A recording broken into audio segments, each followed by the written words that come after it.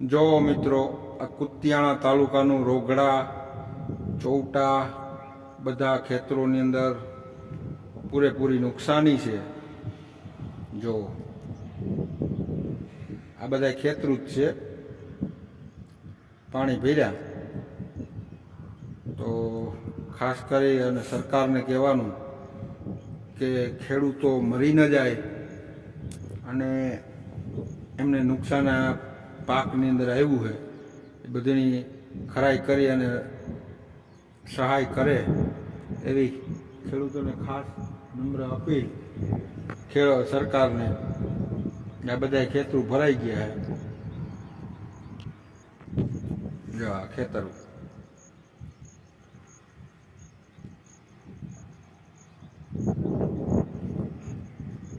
તો ખરેખર ખેડૂતોની બહુ હાલાકી છે। અત્યારે કુતિયાણા તાલુકાનું રોગડા ચૌટા એવા બધા ભાદરકાંઠાના બધાય ગામડા ખરેખર પૂરેપૂરી નુકસાની છે। જય મુરલીધર, જય દ્વારકાધીશ। તો અત્યારે કુતિયાણા તાલુકાના ચૌટા ગામ રોગડા વિસ્તાર બધા ખેતરો અત્યારે પૂરેપૂરી નુકસાનીમાં છે। તો ખાસ કરી આ વિડીયો શેર કરજો તો ખેડૂતોને જે થોડી ઘણી સહાય થાય।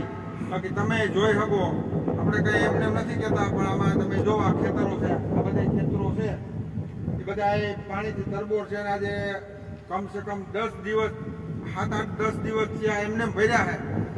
તો ખેડૂતોને અત્યારે એના ટોટલી પાક નિષ્ફળ જાય અને ખરેખર નિષ્ફળ વયાઈ ગયા છે। તો ખાસ કરી આને દિલમાં જો દયા હોય તો બધા ખેડૂતો માટે તમે આ વિડીયો શેર કરજો। આ તો મેં મારી દ્રષ્ટિથી દેખાડવા માટે વિડીયો બનાવ્યો, મારે કોઈ જાતની લાલસા કે આશા માટે મેં નથી બનાવ્યો।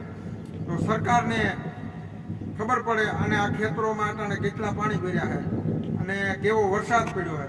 તો ખાસ કરી અને ઘણા બધા લોકો એ પણ કહેતા હોય કે દૂધના ભાવ વધી ગયા, નથી પહોંચાતા।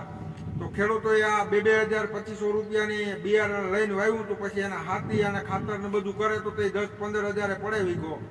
તો એ બધી નુકસાની ગઈ અને મહેનત માથે પાણી ફેર્યું એ આ તમે જોઈ શકો કે આ બધા ખેતરો અત્યારે પાણીથી આ 7-8 દિવસોથી આ ભર્યા છે। તો ખાસ કરી અને આ મારે એટલી એક ખેડૂત તરીકે મારી આ વેદના છે, એટલા માટે આ વિડીયો મેં બનાવ્યો છે।